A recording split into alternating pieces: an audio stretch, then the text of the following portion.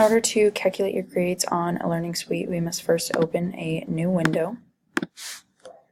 Go directly to Learning Suite. Once you arrive there, you'll be able to see a list of all the potential classes you can choose from. We will choose to stay in CPSE 420.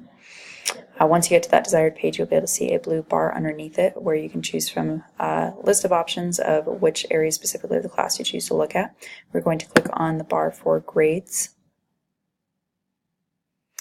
Once you arrive there, you'll be able to see all the potential assignments throughout the entire semester. In order to change that grade, though, or to calculate the grade, we will go to the What If calculator on the left side.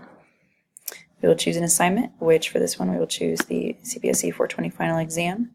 And we will click that we will earn 98 out of 100 points possible. Click outside the box, see that we will earn a 98.1% for the entire semester.